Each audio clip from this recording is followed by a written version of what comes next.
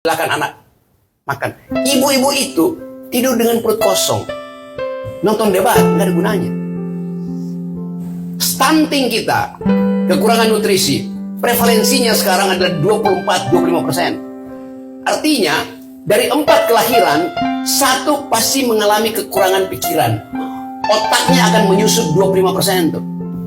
Jadi kalau ibu-ibu sekarang gembira lagi hamil, oh iya, kan akan ada generasi emas 2025. Tapi coba tanya pada si bayi, Anda mau lahir nggak dalam keadaan kekurangan pikiran? Dia bilang nggak, mending dia tinggal di rahim ibunya. Setiap bayi yang lahir dengan kekurangan pikiran dibebani hutang negara 50 juta rupiah per bayi. Kata siapa? Kata Rocky Gerung, kata anggota DPR Mataram, bukan kata Sri Mulyani. Sri Mulyani sendiri yang mengaku 8.000 triliun utang kita, kalau tambah dengan utang swasta kira-kira 50 triliun, dibagi dengan 2 juta kelahiran anak Indonesia per hari ini, setiap anak menanggung 50 juta rupiah. Itu yang dipakai Jokowi untuk bikin IKN, dipakai Jokowi untuk bikin kereta cepat. Yang bayar siapa? Ya bayi-bayi ini yang bayar. Bukan anak Jokowi yang jadi wakil presidennya akan bayar. Karena Gibran bilang kami akan perluas basis pajak, tax ratio. Bagaimana bayar pajak? Anak ini membayar 50 juta, utangnya aja belum bisa. Bagaimana dia membayar pajak? Itu yang namanya basis dari kebijakan. Anda akan bikin kebijakan publik lokal dan membuat kebijakan publik dibasiskan pada kebijakan sosial. Kebijakan publik itu transaksi antara fraksi, tapi kebijakan sosial adalah tuntutan undang-undang dasar. Apa tuntutan undang-undang dasar? Setiap presiden, setiap gubernur, setiap bupati, setiap camat, semua pemimpin yang dipilih secara demokrasi diwajibkan oleh konstitusi kita untuk 2 hal: cerdaskan kehidupan bangsa, pelihara fakir miskin. Sekarang kita bertanya di situ, apa yang dilakukan selama 9 tahun sehingga kecerdasan kita lebih cuma 78 IQ kita, di bawah normal. Tapi ada orang yang protes, saya profesor. Iya, Anda profesor, IQ Anda berapa? 120. Artinya ada orang yang IQ-nya cuma 50 atau 40, sehingga 120 tambah 40, 60 bagi 2, 78. Kan begitu cara membaca statistik, Pak. Jadi teman-teman, saya ambil risiko untuk bicara begini ya, demi kejujuran terhadap keadaan masyarakat kita. Kita mau pergi pada 2024 dengan kondisi yang masih seperti ini. Dan kita ditipu oleh kebijakan macam-macam. Kalau saya di Jakarta, kalau saya mau naik kereta, nanti akan ada orang yang pro Jokowi bilang, Rocky Gerung jangan naik kereta dong, Anda kan anti kereta cepat. Oke, saya akan bilang semua jangan naik kereta kalau gitu. Lalu siapa yang akan bayar kereta cepat itu? Keretanya kosong. Coba bayangin logikanya.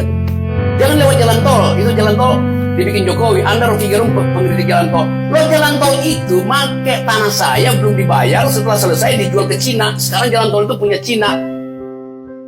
Coba otaknya di mana coba? Karena kekurangan pikiran tadi. Karena tidak ada pendidikan politik dari awal. Karena legislatif tidak paham bahwa trade off antara hak dengan tax itu tidak berjalan. Saya bayar pajak, coba bayangin. Terus saya nggak boleh pakai fashion. Loh, presiden itu saya yang gaji, menteri-menteri saya yang gaji. Nggak mungkin Anda yang gaji. Dari mana uang? Dari pajak saya. Pajak apa? Pajak ceramah, pajak tanah, pajak segala macam. Jadi pengertian dasar itu nggak ada tuh. Kalau kita tanya, menterinya gajinya dari siapa?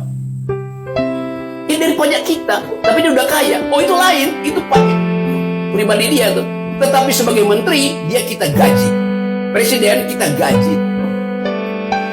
Jadi teman-teman, kita balik lagi pada tema ini. Kesantunan itu adalah kemunafikan dalam politik. Nyalin saya itu.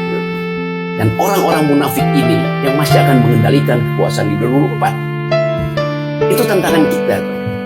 Saya lagi kumpulin gerakan untuk betul-betul memperhatikan bahwa riwayat hidup kita selama 9 tahun ini membuat kita nyungsep sebagai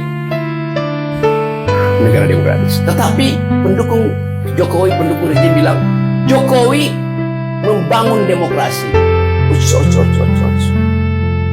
Demokrasi jadi presiden 2014, reformasi tahun 98. Reformasi itu menghasilkan demokrasi.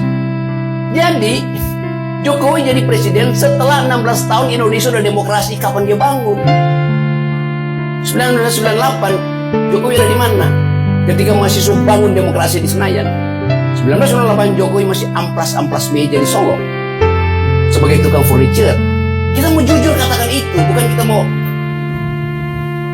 menolak fakta-fakta yang ada di depan kita.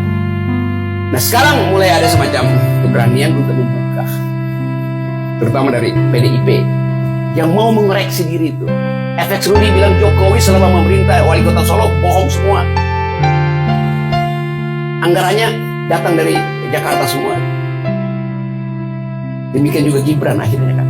Dan akhirnya PDIP membuka borok keluarganya sendiri. Tapi itu bagus untuk pendidikan politik.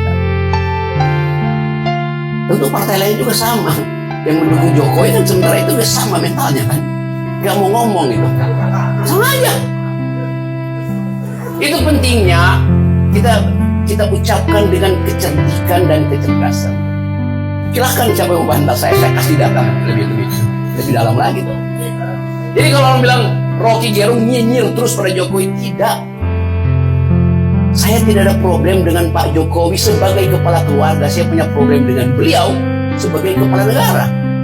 Sering saya bilang, Pak Jokowi, Anda sebagai kepala keluarga itu bermutu, tapi tidak bermutu sebagai kepala negara.